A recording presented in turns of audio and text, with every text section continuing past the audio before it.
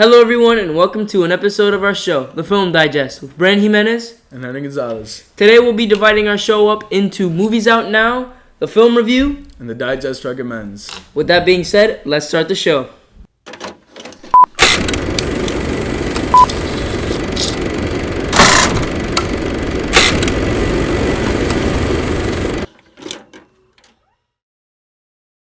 Well, it's been a full week since the Oscars have happened, and the feedback was kind of crazy. Yeah, no, the aftermath was definitely pretty crazy, Brandon. After the slap heard around the world, Will Smith's controversy and him slapping Chris Rock was just the most talked about thing in the entire week. It's definitely the most memorable thing to come out of the Oscars for everybody, I think. And you know what? Fans have been thinking it's a bit too memorable. There's some theories going around like the entire thing being scripted and the slap just being completely fake. What do you think? Well, it's hard to believe that it was scripted. I mean, it seems like something Will Smith couldn't agree to, right? Yeah, no. I mean, there's just been too many emotions involved with Chris Rock being lost in his words like right after the slap. It was a very big stroking the chin moment for me because there was a lot of emotion in Will Smith's apology and Chris Rock's awkwardness during both of the things. And did you know that he had his first comedy hour? Chris Rock had his first comedy hour since the Oscars. Oh yeah. He was touching upon him, but I didn't see the rest of the thing. But yeah, it was just way too many emotions involved that I don't think it's fake. Yeah, I see what you mean. Regardless, the Oscars, this is the most talked about the Oscars have been in years, with just views and ratings dropping constantly over the years. And to be honest, this is pretty much the biggest amount of views the Oscars have gotten in a while. Yeah. Other historic events came out of this year's Oscars, though, with Coda winning Best Picture, Will Smith taking his first Academy Award home in his 30-year career. That's huge. And cinematographer Greg Fraser won cinematography, right? We praised his work last week. And Dune took 6 awards home. Dune taking 6 awards home was definitely the biggest wow moment for me. In that whole Oscar sequence, I was thinking to myself, well, Dune is going to get all of these. Yeah, no. It might even win Best Picture. That was one of the thoughts that entered my head. It racked in so many ideas from, I was thinking, could Dune win Best Pictures because it's winning all of these? But no, it didn't. Yeah, it went to Coda. Yeah, in the following days, more news has come from Hollywood. Yeah, definitely. On the awards night, there was a special look at the new blockbuster, An Unbearable Weight of Massive Talent, starring Nicolas Cage. Released. It looks very funny. Yeah. I'll tell you, yeah. It does. The lead actor said recently that it was a blast. He had a blast making that movie. And he worked with Pedro Pascal or The Mandalorian. It's 100% going to be one of the funniest movies of 2022. And it could be one of the best action movies of the year. Completely. I don't know about that, but it's going to be... It's a Nicolas Cage movie for sure. It's going to be a Nicolas Cage. A lot of explosions, a lot of funny moments. Oh my God. Yeah. The only thing I remember from Nicolas Cage is Jiu-Jitsu. I remember him for Ghost Rider. No, but he did this movie, Jiu-Jitsu, and it is what... That's why my standards I think I saw it before. That's why my standards are kind of low, but whatever, yeah. No. This movie looks like it's going to be a blast watching, since Nicolas Cage himself had a blast making the movie. And you know what? There's other pieces of news from Marvel. This Wednesday, Moon Knight's first anticipated episode. This show feels like it's going to be one of the freshest additions to Disney Plus yet. And it's also official that Black Panther 2, Wakanda Forever, has just wrapped up filming, and it's on its way to being released on November 11th. Not to mention a bunch of other Marvel projects before, in 2022, include Thor, Love and Thunder, and Multiverse of Madness, which as you've seen from the show, I am very excited for. Absolutely. Yeah, but it definitely seems like Marvel movies are taking over the film industry. It's kind of a good thing, kind of a bad thing. Yeah, but it's It's also worth noting that Fantastic Beasts 3 has been popping up in the media more and more It's and becoming more. a lot more relevant, because I've been seeing the trailers. They just look plain cool. Trailers look very much cool. I agree with that statement. But yeah, I'm both a fan of Harry Potter and a moviegoer according to this show. And I'm very excited for this. Absolutely. And whenever we get the chance, we always go to the theaters, don't we, Brandon? Yes, indeed. Indeed.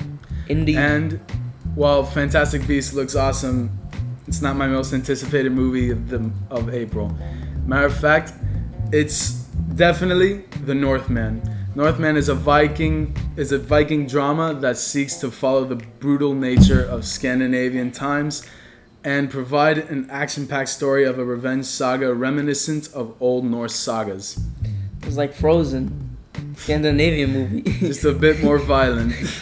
I personally love mythology and poetic justice, and this movie looks like it's primed to satisfy both ends. Yeah, I definitely feel like April's a big month for movies, and Absolutely. with Moon Knight closing off March, Yeah.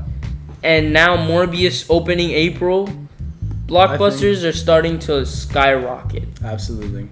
And this is it for our segment this week for Movies Out Now. We'll be catching you up on the latest news for April's upcomings next week. Film review. Today's the day. We've been waiting for this moment since last episode. Absolutely. Today we are reviewing The Godfather. Today is the 50th anniversary of The Godfather. The Or at least Godfather. our review of The Godfather.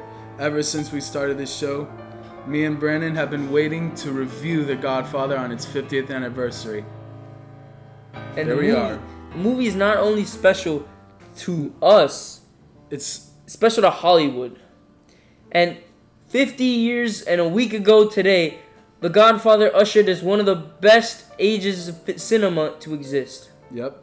There's just no better way to put it. It's simply one of the best movies to ever reach the screen.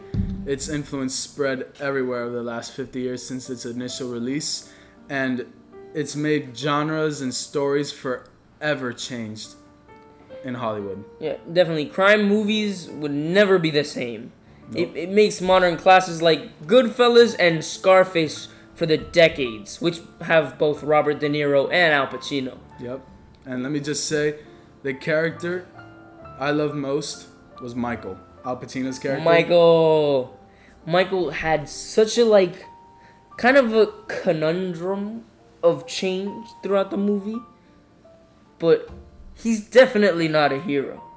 Nope. He's a war hero. He may be He's not the protagonist. He may be the main character, but he's definitely not a good guy. The whole franchise revolves around this tragic character who was pulled into this world of crime and evil, and it just follows his corruptness and makes for a great story arc into this character. He's definitely one of the best written characters in cinema history. Michael Corleone was the youngest son of the Corleone family. He's also the most innocent. Well, was the most innocent. Yeah.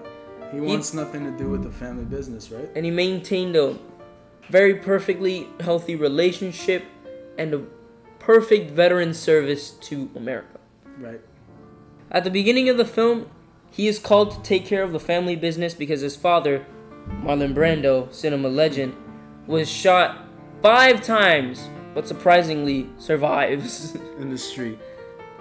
He becomes more and more involved with the business, and he becomes the cruel head of the Corleone family. Absolutely. I loved Michael Corleone so much, and his arc is just one of the best in movie history. And you know what? There's also a bunch of other characters in The Godfather. You know, Sonny, the hot-headed brother. I love Sonny. Sonny was funny. He was a great character, I think. And you know what? I think my favorite character has to be Vito Corleone, the Godfather. He was written as one of the best characters of all time and probably had the best performance in the movie. You think? You really think so? I think so. You want me to tell you something really cool about that? What's up? Other than him having cotton balls in his mouth, he also did not memorize his lines. And so when and through the first scenes of the movie, you could see his script in the bottom of like this table, and when he is called to do this meeting, he has the paper right there. So that's because he didn't memorize his lines. Yeah. He was also really hard to work with Marlon Brando. Still, he's definitely the best performance in the movie, even through all that. And you know what?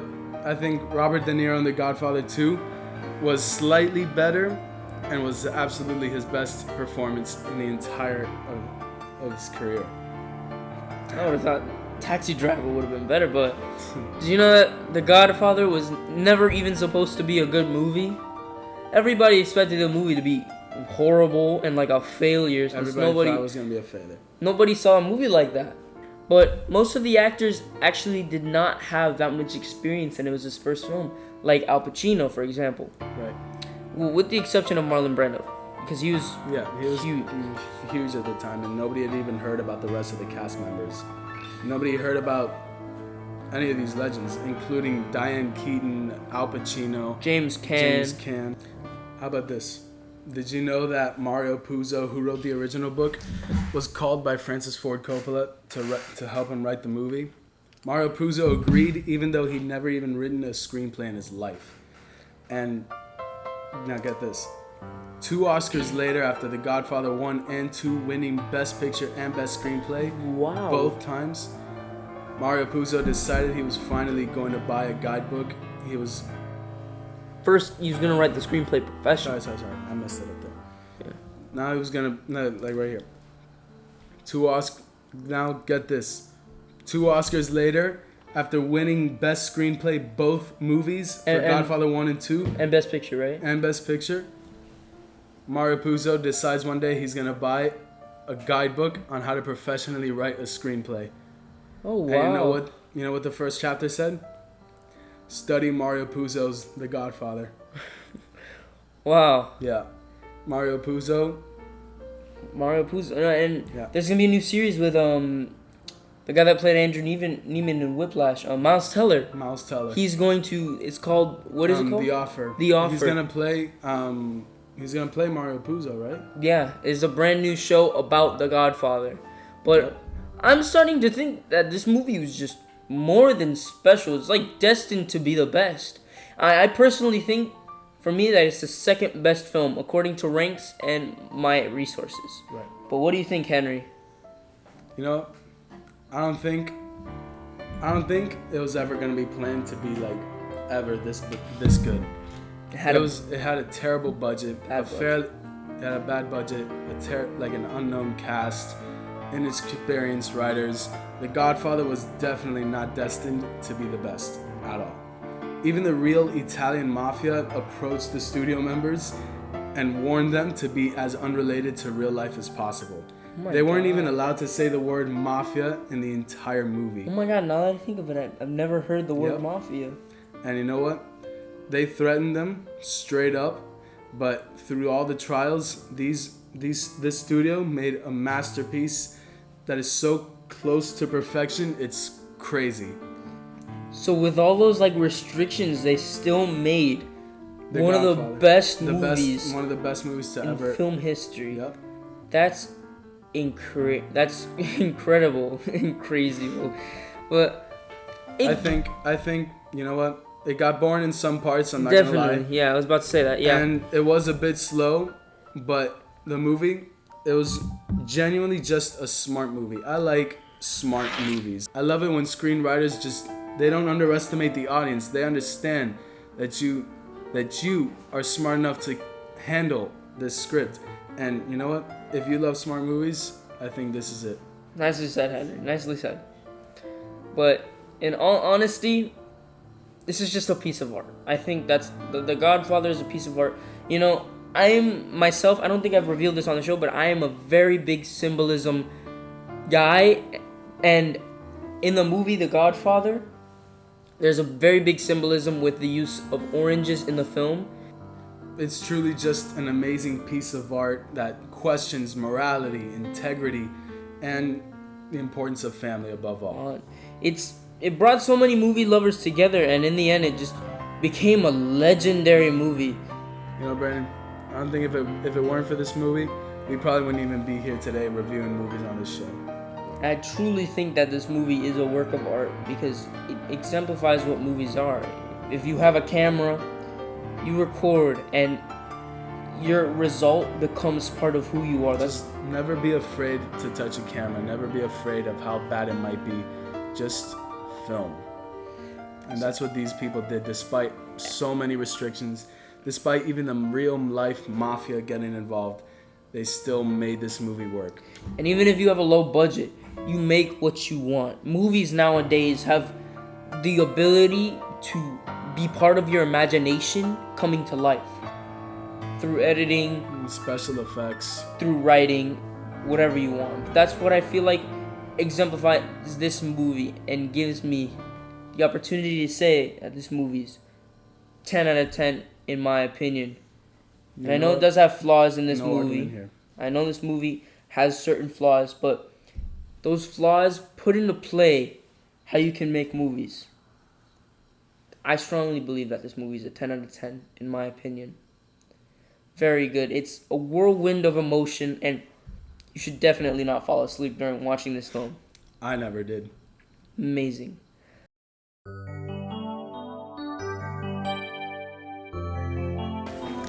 It's a great weekend to start watching some more action films, especially Nicolas Cage films. And it's also a great time to watch the newest Marvel releases, Moon Knight on Disney Plus and Morbius in theaters. There's also no better time to watch old Best Picture winners since last week's Oscars left us with Coda. And it also left us with remembering the Godfather's 50th anniversary. It made me and Brandon revisit some old classics that won Academy Awards in the past. There are hundreds of Academy Award winners in the past, and we recommend you watch as many of them as you can. Like Parasite, and Birdman, and The Artist, No Country for Old Men, The Departed, Braveheart, and Forrest Gump. Amazing movies. And you know what? To date back a little further, Brandon, why don't you give us some old movies? Well, dating back, Henry, I could say movies like Casablanca, Grand Hotel, All Quiet on the Western Front. Very good movie. Amazing movie. Sound of Music, and The Wings.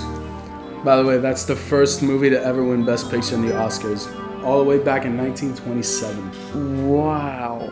And of course, watch Coda, the most recent Best Picture winner that made history for the Oscars for its deaf representation. It's also Apple's first Oscar as a company.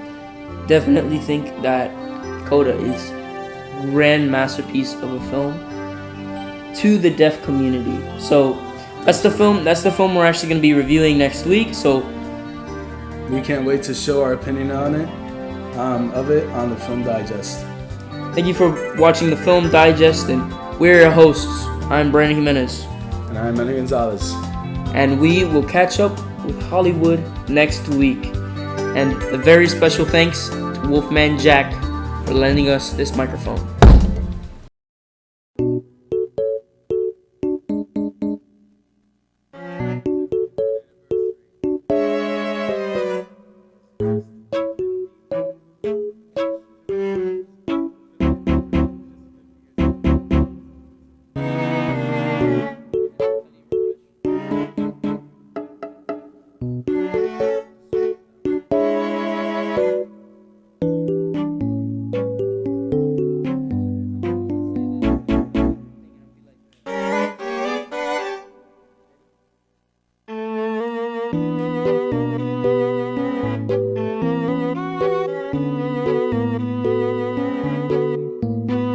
The whole franchise revolves around, like, the whole.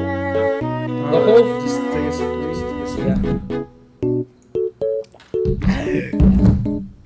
Let's go.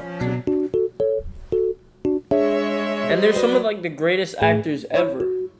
Yep. And you know what?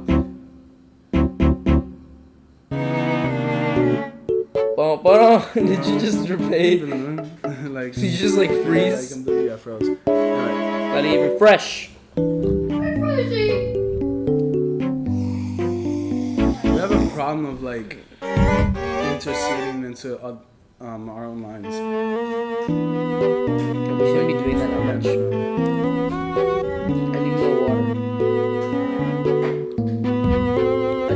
me a favor and just get like a pitcher of water. A pitcher. Alright, whatever. We'll do this when we finish. When we finish this, we'll do it. Yeah. And we're making pretty good time. Yeah, it's only been like 30 minutes. 3,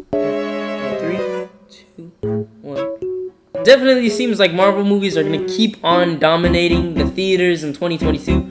Kind of a good thing, kind of a bad thing, but it's worth nothing that the Fantastic Beasts 3 has been popping up. You know Fantastic Beasts 3? No. It's been popping up a ton in the media recently.